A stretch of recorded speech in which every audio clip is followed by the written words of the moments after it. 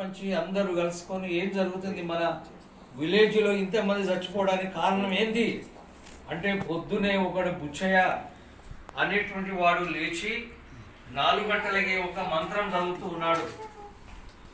అతని యొక్క మంత్రశక్తి ద్వారా ఇవాళ మన ఊర్లో ఇంతమంది చచ్చిపోతున్నారు, కారణం అదే అని పొద్దున్నే వ్యవసాయ కాడికి వెళ్ళి ఇరుచి తీసుకొని వచ్చి గ్రామ ఆ చావడి దగ్గర విడిచి కట్టేశాను. చెప్పురా, ఏం చేస్తున్నావు చెప్పురా అంటే, అయ్యా నేను ఏం చేస్తలేను, దేవుని ప్రార్థన చేస్తున్నాను, పరలోక ప్రార్థన అంటే ఇది మనకు అర్థమైతే లేదని జనగామ నుండి దొరగారిని పిలుస్తున్నప్పుడు, అయ్యా వాడు చేస్తున్నాడు ఇది ఏమిటి అంటే, అయ్యా ఇది ప్రభు వారి ప్రార్థన అండి, తప్పేం కాదండి, మనందరికీ క్షేమంగా ఆరోగ్యంగా ఉండడానికి చేసిన ప్రార్థన అని. అలాంటి ఇబ్బందులలో కష్టాలలో నుండి వచ్చిన ఈ కుటుంబాలు, ఈ చరిత్ర వారికి ఉంది.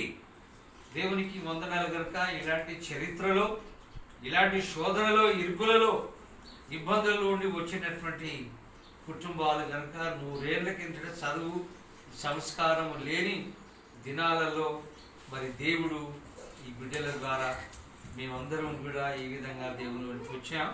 ప్రభుకు వందనాలు. మోజస్ గారు అంకుల్తో ఆయనకు ఉన్నటువంటి గొప్ప సాన్నిధ్యాన్ని బట్టి ఒక 5 minutes వారు మాటలను దేవుని సన్నిధిలో పంచుకోవడానికి ఇష్టపడుతున్నారు. ప్రియమైన దేవుని సంగమ, అలాగే చేరి ఉన్న దైవజనులు, సంఘ పెద్దలు, స్త్రీల కమిటీ, యవన బృందానికి వందనాలు. ముఖ్యంగా మరి జోసెఫ్ అంకుల్, ఆంటీ, కుమార్తె బట్టి వందనాలు.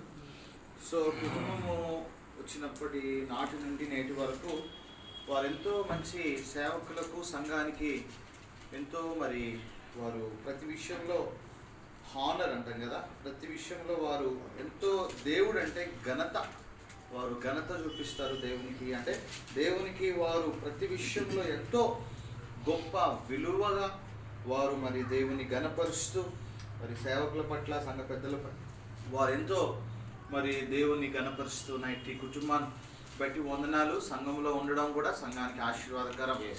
మరి అలాగే వారు ఏదన్నా పని అనుకున్నప్పుడు సంఘానికి అందరికంటే ముందుగా వస్తారు. టైం పంచాలిటీ వారిలో నేను చూశాను. ఏ విషయంలో కూడా వారు వెనకకు పోరు. మరి అందును బట్టి వందనాలు. ఆంటీ కూడా, మరి కుమార్తె కూడా అలాగే వారు చాలా సంఘాన్ని ప్రేమించే కుటుంబం, సంఘ పెద్దలను కావచ్చు, సంఘ సేవకులను కావచ్చు ప్రేమించే కుటుంబం. మరి 2024వ సంవత్సరంలో మరి ఆ రాత్రి మరి అమ్మ ఆంటీ కుమార్తె ఫోన్ చేసి, అన్న ఇట్లా ఉంది మరి అనగానే వెంటనే ప్రేయర్ చేశాం. మరి ఆ రాత్రి తీసుకొని వెళ్ళారు. మరి నేను, సంఘ పెద్దలు, దైవజనులు వెళ్ళినప్పుడు, ఒకవేళ ప్రభువా మరి నీ చిత్తం అయితే మరొక్కసారి నీ దయ, మరి నీ కరుణ ప్రియ దాసుని మీద ఉంచమని సంఘం అంతా ప్రార్థన చేసింది. సో నాకైతే ఒకవేళ నేను అనుకున్నాను ప్రభువా ఎట్లుంటాయో పరిస్థితులు అనుకున్నాను, కానీ దేవుడు తన యొక్క దయగల హస్తాన్ని చూపించాడు. తిరిగి అంకుల్కి పక్షిరాజు యవనం వలె దేవుడు వారి యవనాన్ని క్రొత్తదిగా చేశాడు. దేవుని బట్టి, అందుని బట్టి వందనాలు. ఈ దినం వారి ఇచ్చిన ఆహ్వానాన్ని బట్టి వందనాలు. సో మరి పరిశుద్ధ గ్రంథంలో నుండి ఒక సందర్భాన్ని మేము ముందుకు తీసుకుని రావాలని ఆశపడుతున్నాం. 103వ కీర్తన, అందరికీ తెలిసిన కీర్తన, దావీదు రాసిన కీర్తన. నా ప్రాణమా యెహోవాను సన్నుతించుము, నా అంతరంగమునున్న సమస్తమా ఆయన పరిశుద్ధ నామమును సన్నుతించుము. నా ప్రాణమా యెహోవాను సన్నుతించుము, ఆయన చేసిన ఉపకారములలో దేనిని మరవకము. ఇక్కడ దావీదు తన జీవితంలో రాస్తున్న నా ప్రాణమా, నా ప్రాణమా. మన యొక్క ప్రతి మానవుని జీవితంలో 3 ఉంటాయి: బాడీ, సోల్ అండ్ స్పిరిట్. ఈ మూడింటిని ఒకవేళ మనం జ్ఞాపకం చేసుకుంటే, ప్రతి దినము ఒకవేళ మన శరీరము మన కంట్రోల్లో లేకపోతే సోల్ అండ్ స్పిరిట్, ఈ యొక్క 2 మాత్రము దేవునితో కనెక్ట్ అయి ఉంటాయనే మాటను తెలియపరుస్తుంది. అంటూ ఉన్నాడు, నా అంతరంగంలో ఉంటున్న సమస్తమ, ప్రతిదీ, ఎవ్రీథింగ్, దాని ద్వారా నేను దేవుని స్తుతిస్తాను. ఆయన పరిశుద్ధ నామం, ఆయన గొప్ప నామాన్ని స్తుతిస్తాను. నా ప్రాణమా యెహోవాను సన్నుతించుము, ఆయన చేసిన ఉపకారములలో. Do not forget what we have rendered the blessings or the benefits from the God. Benefits అనే మాట ఇంగ్లీష్లో చూస్తాం. అయితే దావీదు జీవితంలో ఒక సందర్భాన్ని నేను ముందుకు తీసుకొని వచ్చి మాటలు ముగిస్తాను. మరి అంకుల్ జీవితంలో వారి యొక్క దేవుని విషయంలో వారికి ఉంటూ ఉన్న ఆ యొక్క తాపత్రయం, దేవుడు విషయంలో వారికి ఉంటూ ఉన్న ఆ యొక్క ప్రయాసం, అలాగే ఈ యొక్క జాయిస్ మేయర్ వారి పరిచర్యలో కూడా ఎంతో మందితో ఆయనకు అంకుల్ గారికి కనెక్షన్ ఉంది. మరి ఎంతో మందితో వారు ఈ యొక్క చిల్డ్రన్ మినిస్ట్రీలో కావచ్చు, ఈ యొక్క ఇంకా ఎన్నో మినిస్ట్రీలో ఈ యొక్క గుడ్ సమారిటన్స్ ఈ యొక్క డిపార్ట్మెంట్తో కూడా వారికి ఎంతో మందితో వారికి పరిచయం ఉంది. సో అలాంటి మరి వారి యొక్క హృదయంలో ఉంటున్న మరి ప్రతి విషయము ద్వారా దేవుని గణపరిచే మరి ప్రియ కుటుంబంగా మనం చూస్తూ ఉన్నాం. సో వారు ఎన్నో విధాలుగా వారు దేవుని విషయంలో పరిచయం చేయుటకు సిద్ధంగా ఉంటున్నప్పుడు ఒకవేళ దేవుడు వారిని తిరిగి నూతన శక్తితో నింపినట్టుగా మనం చూస్తూ ఉన్నాం. అయితే దావీదు రాస్తున్నాడు, ఆయన చేసిన ఉపకారములలో దేనిని మరవవద్దని చెప్తూ ఉన్నాడు. ఒకసారి మొదటి సమూయేలు గ్రంథం 20వ అధ్యాయము కొన్ని మాటలు మనం జ్ఞాపకం చేసుకుందాం. 20వ అధ్యాయము మొదటి సమూయేలు 20వ అధ్యాయంలో ఒక సందర్భాన్ని మేము ముందుకు తీసుకొని వస్తాం. ఇక్కడ దావీదు సౌలుకు భయపడి మరి ఒక ప్రదేశంలో ఉంటూ ఉన్నాడు. మొట్టమొదటి వచనం మనం చదువుదాం. పిమ్మట దావీదు రామాలోని నయోతు నుండి పారిపోయి యోనాతాను వద్దకు వచ్చి, నేను ఏమి చేసి తిని, నేను ఏ దోషము చేసి తిని నా ప్రాణము వెదుకున్నట్లు నీ తండ్రి దృష్టికి నేను చేసిన పాపమేమని అడగగా. ప్రియమైన దేవుని బిడ్డలారా, సౌలు వెతుకుతూ ఉన్నాడు, కానీ కుమారుడైన యోనాతాను దావీదును ప్రాణ స్నేహితునిగా ప్రేమిస్తున్నాడు. ఒకవేళ యోనాతాను మనం జ్ఞాపకం చేసుకుంటే యేసు ప్రభుల వారి యొక్క మనస్సు ఉండవచ్చు. ఒకవేళ యోనాతాను మనం ఇంగ్లీష్లో చూసుకుంటే ఒక శరీరము, రెండు ఆత్మలు కలిసిన ఒక శరీరంగా మనం చూస్తూ ఉన్నాం. One body having two spirits, two souls. రెండు ఆత్మలు ఒకటే శరీరంలో ఉంటూ ఉన్నాయి.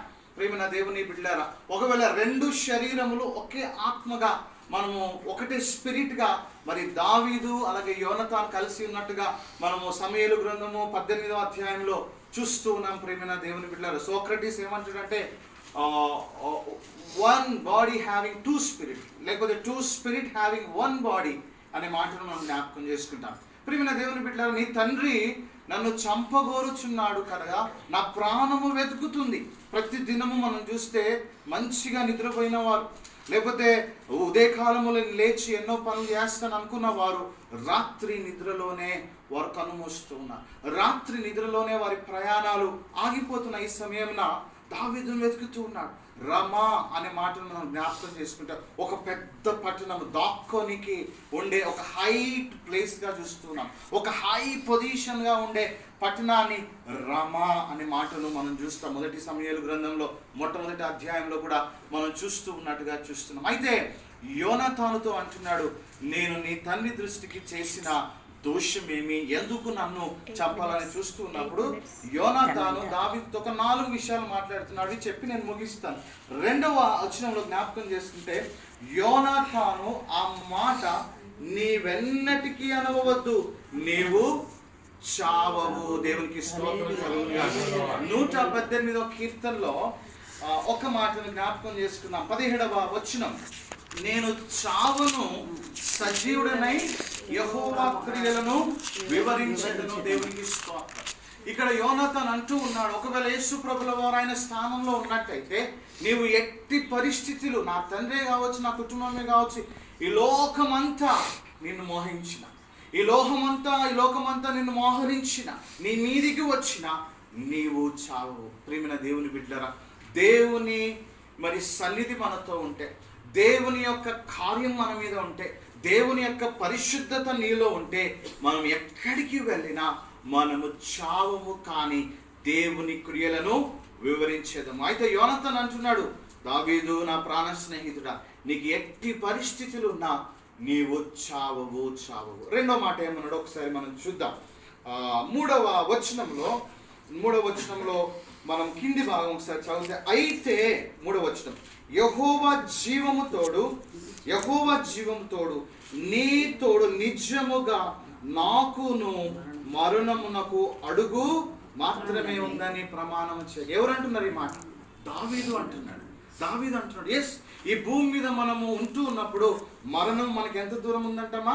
అడుగు మాత్రమే. అడుగు తీసి అడుగు పెట్టి లోపట మరణము మనల్ని సంభవిస్తుంది. మరణము మనల్ని నాశనం చేయాలని చూస్తుంది. మరణము మనల్ని ఏదో విధంగా భయభ్రాంతులకు చేయాలని చూస్తున్న సమయంలో దావీదు అంటున్నాడు, నీ తండ్రితో నాకు ఎట్లా ఉంది తెలుసా? మరణము అడుగు మాత్రమే ఉంది. ఒకసారి మనము చూస్తే కీర్తన భాగంలో దావీదు ఈ మాట రాస్తూ ఉన్నాడు. ఒకసారి 39వ కీర్తన మనం చూస్తే 4వ వచనం, యెహోవా నా అంతము ఎట్లుండును, నా దినముల ప్రమాణము ఎంతైనది నాకు తెలుపుము, నా ఆయువు ఎంత అల్పమైనదో నేను తెలుసుకొని కోరుచున్నాను. నా దినముల పరిమాణము నీవు బెత్తడిగా చేసి ఉన్నావు, నీ సన్నిధిని నాకు ఆయుష్కాలము లేనట్టు ఉన్నది. ఎంత స్థిరుడైనను ప్రతివాడును కేవలము వట్టి ఊపిరి వలె ఉన్నాడు. వట్టి ఊపిరి వలె ఉన్నాడు. కానీ యోనాతాను అంటున్నాడు, నీకు అలాంటి పరిస్థితి రాదు. దేవుడు గొప్ప దేవుడు, పరిశుద్ధుడు. నీకు అలాంటి పరిస్థితి వచ్చినా నిన్ను కాపాడుటకు దేవుడు నీయందు ఆయన పరిశుద్ధుడై ఉన్నాడు. ఎస్, మన జీవితాలలో రేపటి దినం మనం చూస్తాం అనుకుంటున్నామా? ఈ సాయంకాలం మనం చూస్తాం అనుకుంటున్నామా? కానీ దావీదు ఒకవేళ అంటున్నాడు, నాకు మరణము అడుగు మాత్రమే, అడుగు మాత్రమే అంది. మనం జ్ఞాపకం చేసుకోవాల్సిన గొప్ప సత్యం ఏంటంటే, మరణాన్ని జయించింది యేసు ప్రభుల వారు మాత్రమే. మరణ ముళ్ళును విరిచింది యేసు ప్రభుల వారు మాత్రమే. ఆయన మాత్రమే దానిలో నుండి కాపాడారు. ప్రియ అంకుల్ని కూడా నేను చూసినప్పుడు ఆ యొక్క సన్ రైజ్ హాస్పిటల్లో వారు ఆ వెంటిలేటర్స్ మీద పెట్టినప్పుడు నేను అనుకున్నాను, ప్రభువా మీ చిత్తమైతే ఈ దాసుని ఎంతో మంది దేవుని